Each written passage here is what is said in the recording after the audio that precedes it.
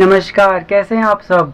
उम्मीद करते हैं आप सब बहुत ही अच्छे होंगे और वीडियोस के माध्यम से कुछ ना कुछ सीख ज़रूर रहे होंगे। तो आइए आज की वीडियो की शुरुआत करते हैं। आज की वीडियो में हम हमारे कुल व्यय विधि को एक चित्र के द्वारा, रेखा चित्र के द्वारा समझेंगे। तो आइए बिना समय गवाए हम रेखा चित्र बनाएंगे इसका।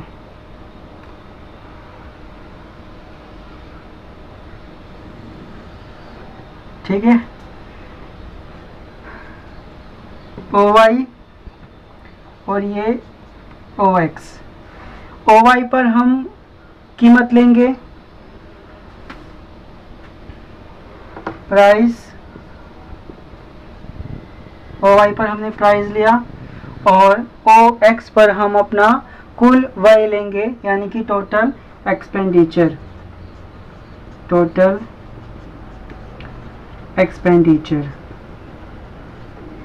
ठीक है।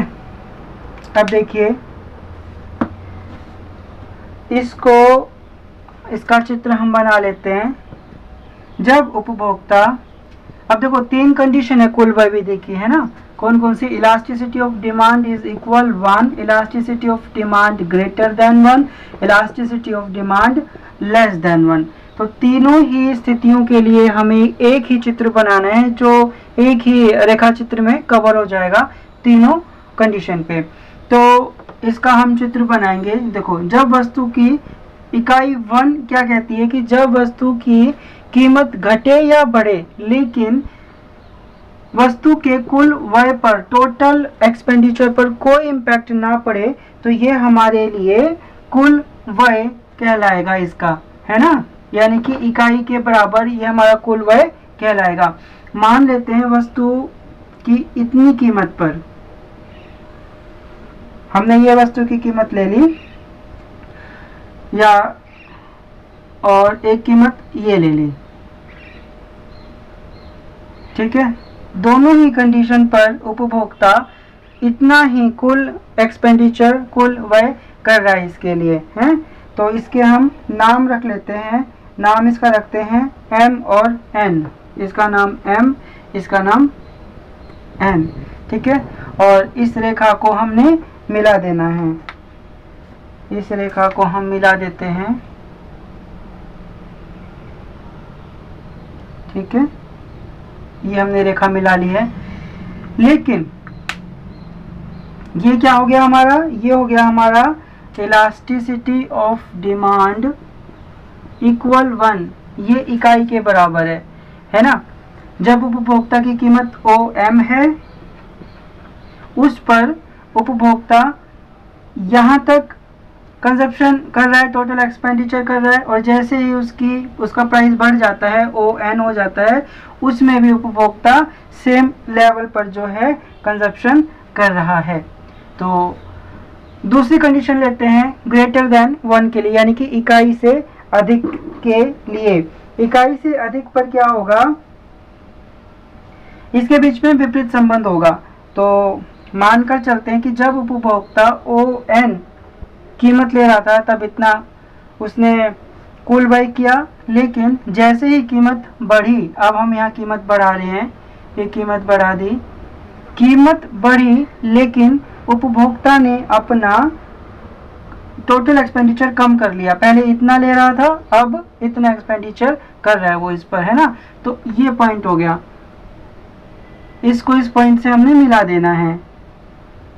स्केल की सहायता से आपने मिलानी है ये ऐसे करके।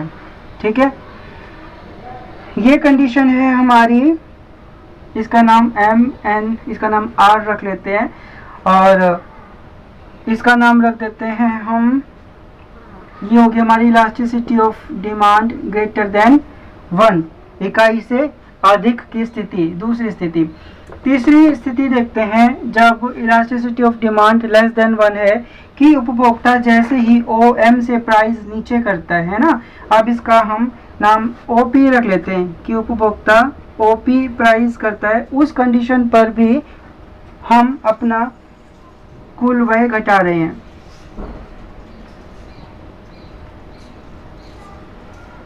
ये सीधी रेखा आएगी, ये देखिए ऐसे, ठीक है। ये बिल्कुल आप स्केल से खींचेंगे तो एग्जैक्ट सीधा आ जाएगा। मैं बिना स्केल के खींच रहा हूँ तो ये थोड़ा तिरछा आ रहा है, ऐसे आ जाएगा ये, ठीक है। यानी कि ये एक ऐसे अगर अलग एंगल से देखेंगे तो हट टाइप का बन जाएगा, झोंपड़ी की तरह बन जाएगा। आप देखो ये जो पॉइंट मिले ना लास्ट के टी और ई, इसका हमने नाम रख लिया, ये हमारा कुल टोटल एक्सपेंडिचर वक्र है। कौन सा? टी और ई हमारा क्या है? Total expenditure curve, total expenditure curve है। और इनके नाम रख लेते हैं, इसका पॉइंट ए, इसका बी, इसका सी और इसका डी नाम रख लिया। अच्छा, नीचे वाला क्या है अपना? नीचे वाली स्थिति है अपनी elasticity of demand less than 1, lesser than 1 के केस में। अब देखते हैं हम कि देखो, जब उपभोक्ता OM कीमत पर इस्तेमाल कर रहा था, कुल उपभोग कितना था उसका? M और C। OM पर कुल उपभोग था उसका MC, और ON पर कुल उपभोग कर रहा था ON पर NB, यानी कि NB और MC दोनों बराबर हैं, ये हमारा इकाई के बराबर आ गया। अगला, जब उपभोक्ता ON, ठीक है, ON उपभोग कर रहा है, कितना कर रहा है? NB ON कीमत पर NB का, लेकिन NR कीमत पर किसका कर रहा है? RA का, ठीक है। यानी कि कीमत के बढ़ने पर उसने अपना कुल व्यय घटा दिया, तो ये हमारा elasticity of demand greater than 1 आ गया।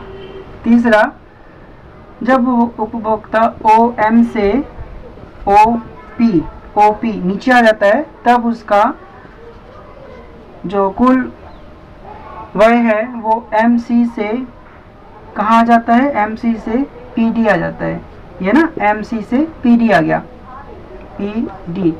तो ये elasticity of demand less than 1 को शो कर रहा है, ठीक है। पूरे को आपने डायलॉग बॉक्स में कवर करना है अच्छे से, ताकि आपके एक्स्ट्रा मार्क्स जुड़ जाएं।